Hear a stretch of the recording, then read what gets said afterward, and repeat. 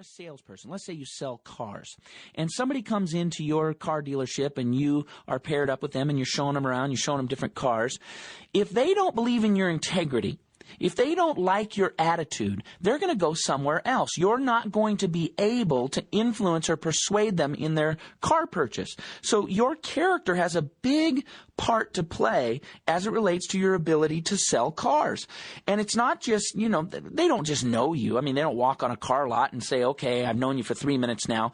And they might not know the depth of your character, but we give off these kinds of things as people meet us. They make decisions about us even after 3, 4, 5 minutes on what our character is. If we talk about pulling the wool over somebody's eyes or something like that, I would highly recommend that you not talk about those kinds of things in front of somebody you're trying to sell a car to, because they make decisions about your integrity. And if you're, kind of bad-mouthing the day and, the day isn't very good and nobody's buying, and you don't want to say that in front of somebody who's come onto your car lot to buy a car, because they're judging your character. People that you want to influence and persuade are looking at your character, and they're saying, what kind of person is this? Is this a person that I should trust? Is this a person I should listen to? Because ultimately the leader-follower relationship, and that's truly what influence and persuasion is based on trust. Does the person trust you?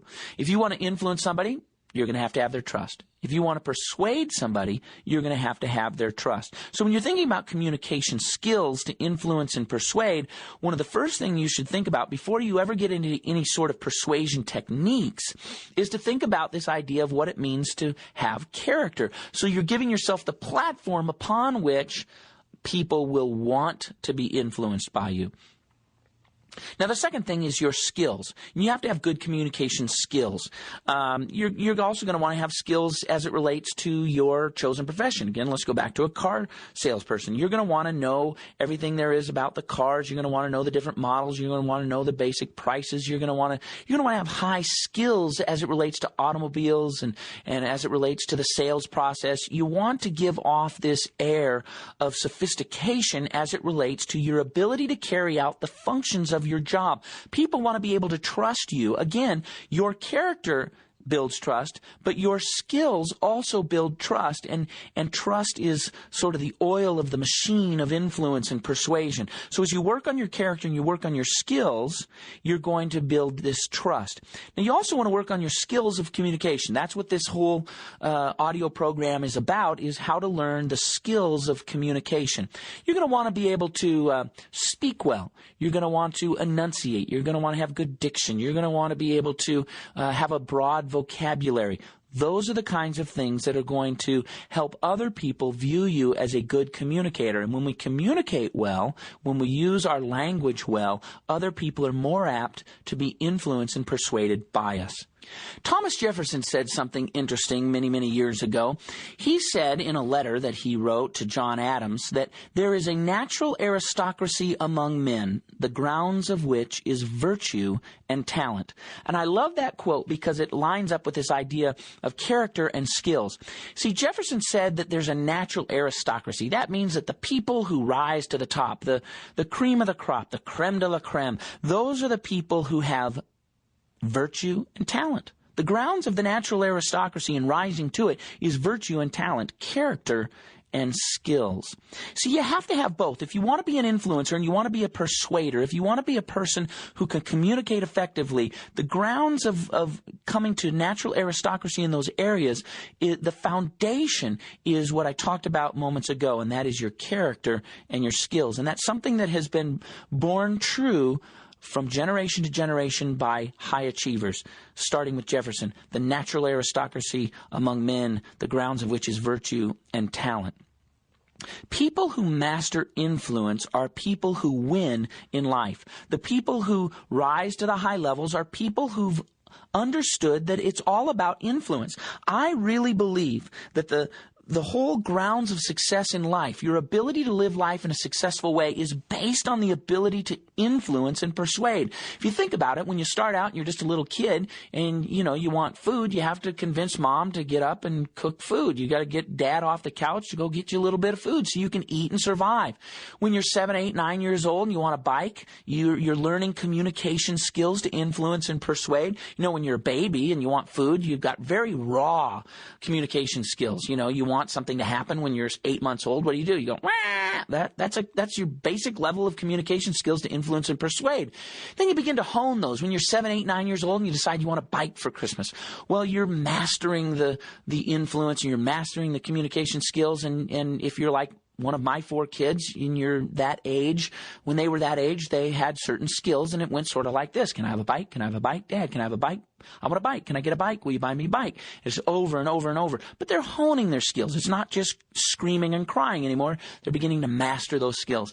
Then as you get a little bit older and you get to be in high school, and I'll say it from the perspective of a male, you have that good-looking girl that you want to take to the prom. You got to learn communication skills to influence and persuade. So you learn how to be suave and sophisticated, and you ask that girl to the prom, and a lot of it might have to do with how you ask. You don't just go up and say, "Hey, bub, you want to go to a dance with me?" That wouldn't fly very well. You got to learn how to communicate in such a way that the girl will actually want to go to the dance with you.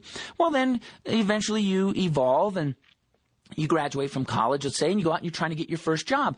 You need to master communication skills to influence and persuade that boss to give you that job out of college. And as you go out and you develop your career, and let's say you're in sales, then you have to master communication skills to influence and persuade other people to purchase your product. You have to master communication skills to influence and persuade the banker to give you the loan for your mortgage so you can buy your first house. On and on and on. The success of our lives depends on the ability to master communication skills to influence and persuade other people. And the primary way that we influence and persuade other people is first and foremost to establish that foundation of character and skills. But then the next way is for people to hear when we speak. It's so important to learn to speak well, not to slur your words, not to use a lot of slang, not to do anything that would cause other people who are listening to you to say, "Well, I don't trust him," or "I don't believe him," or "I don't like him."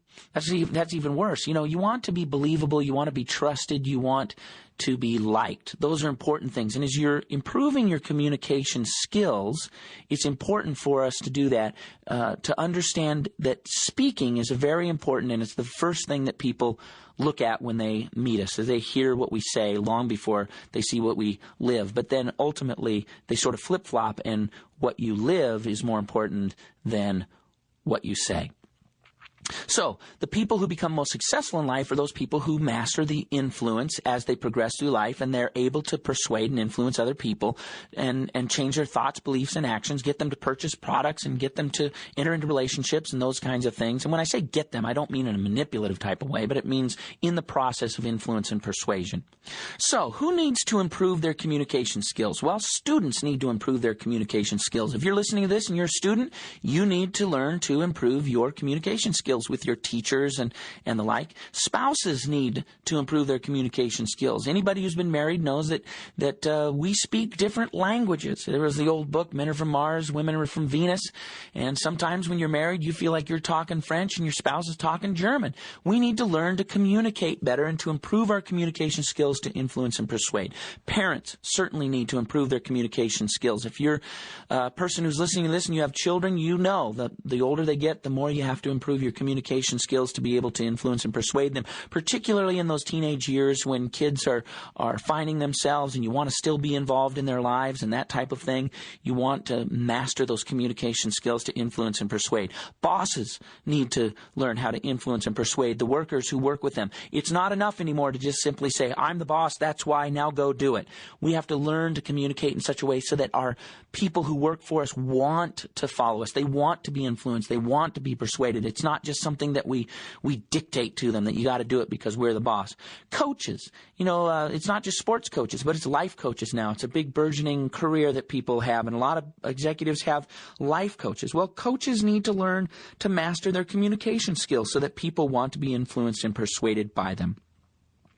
So, what do you get when you master your communication skills? You might be saying, "Okay, Chris, I've signed off. I believe that I need to master these skills. I want to become an influencer. I want to become a persuasive person. What do I need to do to improve my skills? What is it that I get when I master my communication skills?" Well, here's some things that you get. I believe that when you master your communication skills, you'll make more money. And I don't even care what kind of career you are in. You will make more money if you can learn to communicate better. Because when you learn to communicate better,